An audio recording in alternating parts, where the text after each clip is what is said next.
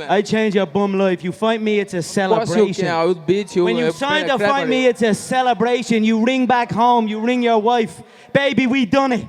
We're rich, baby. Conor McGregor made us rich. Break out the red team. The best box in UFC, baby! Are you ready? That goes in the files. Are you ready? Let's get it all! Yo, welcome back to the MMA Short Show. As always, your boy, Steven Moustaris. And guys, let's just get straight into it, man. You know, it was a pretty busy fight week last week. You know, I mean, I'm sure a lot of people, the average person, probably watched the Tank Davis, versus Ryan Garcia fight.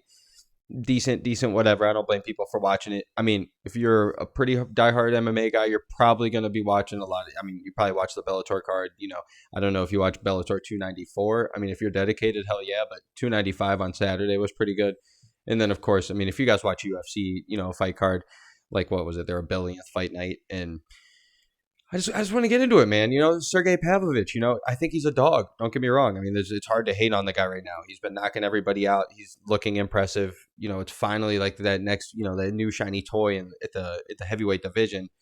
And I don't know if you guys have been noticing it, but it really feels like the UFC is kind of pushing him to take over Francis' spot. Like, okay, well, Francis, you want to leave us? Well, guess what? We got a new heavy hitter here, and we're showing how his quick his fight time is and how many knockouts he has.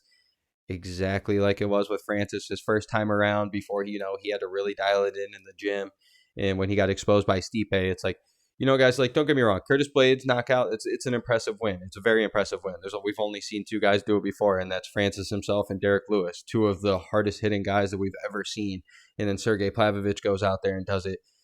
And don't get me wrong, I can kind of sit here and shit on Curtis Blaydes for his performance. It felt like his fight IQ went out the window. Like, you're a dominant grappler, one of the better grapplers the UFC's ever seen, and we're sitting here like trying to stand up with one of the hardest hitting guys in the division right now. It's like, but the one thing I really want to do real quick is, pump the brakes just a tad when it comes to Sergei Pavlovich, man. Like, how many times have we seen this before? Like, after his quick knockout this week, and it looked great, and they're pushing, his fight card or his fight time at like 2 minutes. It's like an average fight time. It doesn't even make it very long, and he's knocking everybody out, and he's on his 6 fights in a row win streak, but 6 knockouts, and it's mad impressive. Don't get me wrong, but if we really sit there and look at like who he's done it to, it's like, do you really think it's that impressive? Like, I mean, I think 3 guys that he's beat are not even in the UFC anymore, like Maurice Green and I think Marcelo Holm or something, Golm or something like that.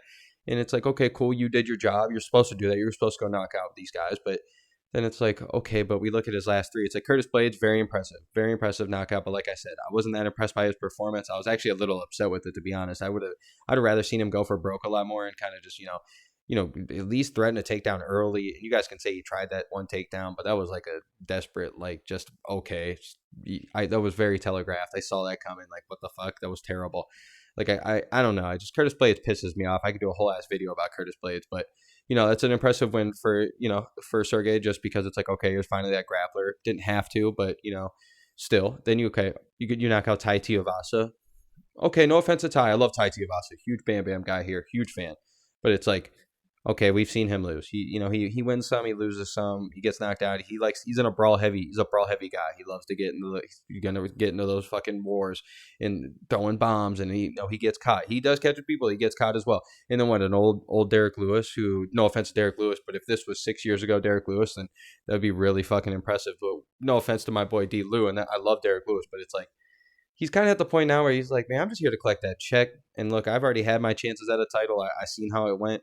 My career's pretty much in the best. It's like, let me just, when I get hit now, it's like, I'm not knocked out, but it's like, let me take this and, get out of here. I saw my way out. Like, I don't need to fight for what am I going to fight for? I'm not getting a title shot here. So it's like, it's impressive. Don't get me wrong. And we can sit here and break apart his loss against Alistair Overeem forever ago not forever ago, but just 5 years ago in 2018. But, I'm just seeing all these people call out for, oh, he can go beat John Jones now, and he's the guy to do it. Give him a title shot.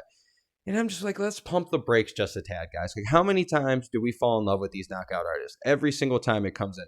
Like, I mean, even remember, like, if we just go off our heavyweight division, like, if we can even remember, like Junior Dos Santos when he was knocking everybody out, and like, oh, he's the man to do it. Don't get me wrong. He kind of contradicts my point, because, he did go out there and knock out Cain Velasquez pretty quick on the first, like, ABC show, I think, or Fox or whatever it was at the time, and did it quick. But then once that punch couldn't land, and we saw what Cain Velasquez did to him the next 2 fights, and then what happened to JDS for the rest of his career. It's like, we see it time after time what happens when these guys can't land that punch. Doesn't mean they're not going to or something, because they easily can and they easily become champion. But what happens when they fight a fighter who's, very game, very veteran, a championship caliber fighter who's like, yo, we've seen this before. It's just not going to take one punch. Like, we can go on for days about these, but like, Junior Dos Santos was one. I remember Travis Brown being one at first, like, just because he had the crazy kickboxing and he was doing all these things to people. Everybody's like, oh, give him a title fight. And then look what happened to him. He ended up getting fucking finished and out of the UFC within four fights. And it's, we go on for days too. It's like, I already said it, but Francis Ngannou did the same thing. Francis literally did the same thing. We were just talking about this in 2017, 2016, with Francis Ngannou. Was, oh my God, he's knocking out everybody. This guy's huge. He looks the part. He's what he is now. But at the time, runs into a Stipe Miocic who's, that's not going to work on. Okay, we see you got the power, but guess what? When we're here and we're rolling with it and we're putting you in dangerous positions and we're getting you tired, like, you get exposed real quick. And that's just one. I just don't want to be seeing people getting them too hyped, but I get it at the same time. We fall in love with these knockout artists and it just becomes everything. So like, but it just reminds me a little bit of like the Jairzinho Rosen strike, where like everybody, he was knocking people out. They were showing his time too. And then Francis slept him. And then ever since that, his confidence is gone, and look at him now. He just doesn't have it. So like, for me personally, I still think guys like Cyril Gane and, a freaking Tom Aspinal, I really feel like these guys could give, Sergei Pavlovich all the fits. Like, and that just stand up. We're not even talking grappling. Like, clearly I'm always going to like kind of question grappler, like their grappling when they're knocking out. Like, but when you're in the heavyweight division, you can kind of get away with it. But there is that top tier of people. Like Tom Aspinall is a phenomenal striker and a phenomenal fighter all around. One of the best mixed martial artists that the UFC has when it comes to the heavyweight division.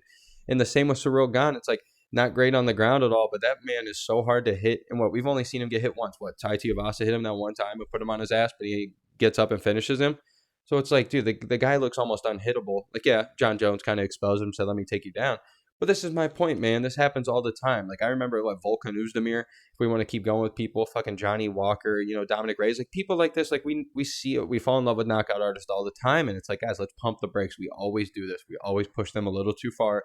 Get them too much for their britches or whatever the fuck it is, give them a little too much for their mouth to eat, and it's like, and then they come out here and then they get exposed and we're all sitting here like, oh, look at that. And it's like, here's where I'm telling you guys, like, I don't want to say I'm telling you so, because I hope he goes on to win. I hope he goes on to become whatever, because it's really nice for the UFC right now. They need something like that in the heavyweight division now with no Francis, and it seems like John Jones might retire after the Stipe fight, but for these people to be calling, hey, like, let's not get Stipe, let's not give Stipe the fight. He's old. Let's give Sergey the fight against John Jones. Like, I see where you're coming from, but I'd like to see him get tested first, man. Because like, guess what? Like, Curtis Blaydes should have been the guy, but he just didn't fucking do it. He just came out fighting stupid, and you can go back rewatch that fight and be like, what the fuck was he doing, dude? Like, why would he stand up this much? You know what your advantages were. Just to even get him tired. I'm not even talking maybe getting him taken down, but like to push him up against a cage for a whole first round and like just to wear on him and be like, okay, let's get to the second, third, fourth round just to see where the power is still. That's what I'm talking about. There's so many guys that can still do this. Like, just to, like, and it's not fair to give this to Sergey, but just imagine, it really reminds me like the JDS when he came up against fucking Junior Dos Santos, came up against Cain Velasquez, and Cain Velasquez said, hold up real quick, what? Same with Francis against fucking, Stipe. And it feels like a lot like Darren Till when he was just coming in, knocking people out left and right. And it was like, it wasn't the greatest of competition. It was like a Cowboy Cerrone and stuff.